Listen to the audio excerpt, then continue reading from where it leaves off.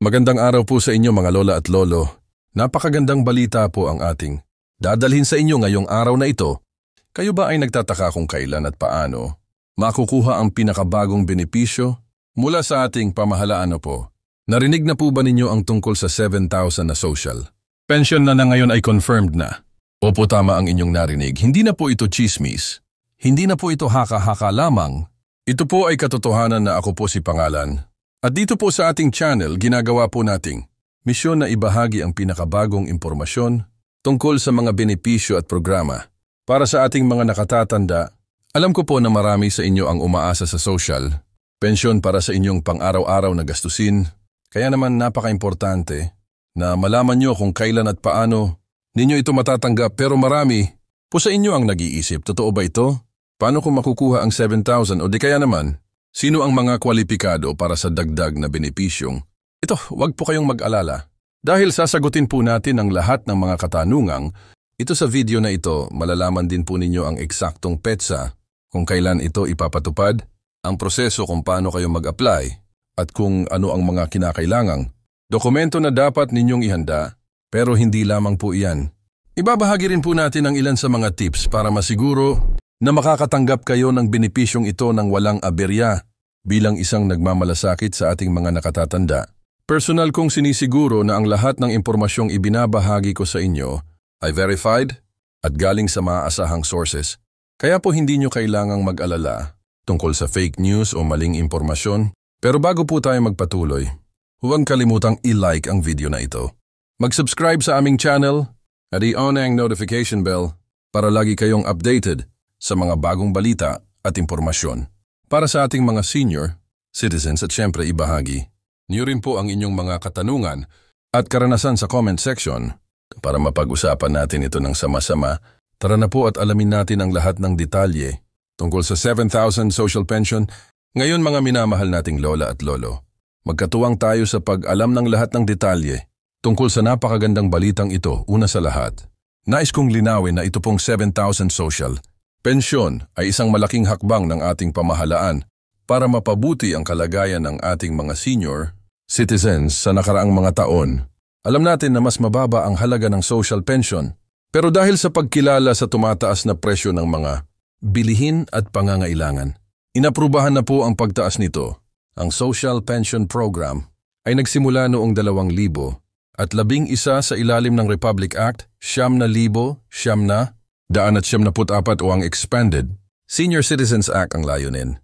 Punito ay mabigyan ng dagdag na suporta ang mga indigent senior citizens na walang sapat na kita para sa kanilang araw-araw na pangangailangan.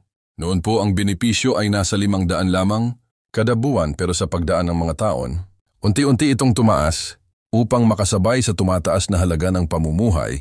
Noong 2022, tumaas ito mula 500 patungong 1,000 kada buwan at ngayon, malaking pasabog po ang balitang ito dahil ang social pension ay aabot na sa 7,000, pero tandaan po natin na hindi ito magiging monthly pension agad sa kasalukuyan. Ang inaprubahan po ay ang pagbibigay ng 7,000 kada quarter o 3 buwan. Ibig sabihin sa loob ng 1 taon, makakatanggap po kayo ng halagang 28,000. Ngunit sino po ba ang mga kwalipikado para makatanggap ng bagong halaga ng social pensyon na ito? Una po, kailangan kayong maging senior citizen, ibig sabihin ay 6 na po taong gulang pataas. Pangalawa, kailangan po kayong maging indigent o mahirap ayon sa pamantayan ng Department of Social Welfare and Development (YADI). Ibig sabihin wala po kayong regular na kita, walang pensyon mula sa ibang ahensya gaya ng Isaaya, OBSIS at walang permanenteng suporta mula sa mga kamag-anak na may trabaho. Sa kailangan din po na kayo ay walang regular na suporta mula sa inyong pamilya para sa inyong araw-araw na pangangailangan. Kung kayo po ay nakatira sa isang nursing home o anumang institusyon na sumusuporta sa inyo, hindi pa po kayo kwalipikado, pero hindi rin po kwalipikado kung kayo ay tumatanggap ng ibang pension na mas malaki sa halaga ng social pension. Marami pong nagtatanong kung paano po mag-apply para sa social pension program na ito. Ang proseso po ay simple lamang. Una, pumunta po kayo sa inyong local Office of Senior Citizens Affairs, OSCA o CV field office sa inyong lugar. Magdala po kayo ng valid na nagpapatunay ng inyong edad, proof of residence, at other supporting documents. na magpapatunay na kayo ay indigent senior citizen. Pagkatapos, kukumpletuhin niyo po ang application form at isusumit ito sa Yavi, tatayain po ng SV kung kayo ay kwalipikado base. Sa kanilang assessment, kung kayo po ay kwalipikado, isasama kayo sa listahan ng mga benepisyaryo at abisuhan kayo kung kailan at saan niyo matatanggap ang inyong social pension. Karaniwang ibinibigay po ang mga pensyon sa pamamagitan ng door-to-door, delivery sa mga designated, payout areas, o kaya naman ay sa pamamagitan ng cash cards o electronic fund transfer. Pero ngayon, ang tanong sa isip ng karamihan, kailan po ba magsisimula ang distribusyon ng 7,000 na social pension ayon sa pinakahuling anunsyo ng SG?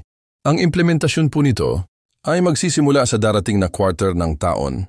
Ibig sabihin po kailangan niyong maging updated sa mga anunsyo ng SG sa inyong lokalidad para malaman kung kailan eksaktong magsisimula ang payout ng nadagdagang pensyon. Importante rin po na malaman niyo na may mga particular na petsa ng distribusyon para sa bawat rehiyon. Hindi po sabay-sabay ang pamamahagi ng pensyon sa buong bansa.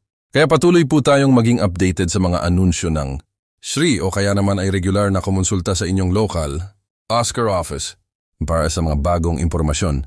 Nais ko ring banggitin na mayroong ilang mga pagbabago sa proseso ng pamamahagi ng social pension. Dati po, karamihan sa mga benepisyaryo ay tumatanggap ng kanilang pensyon through cash payouts. Pero ngayon, sinusubukan na po ng SRI na gawing digital ang proseso sa pamamagitan ng mga cash cards or electronic fund transfers. Ito po ay para mas maging convenient at ligtas para sa inyo, lalo na sa gitna ng patuloy na banta ng COVID, negatibo, 19 at iba pang sakit.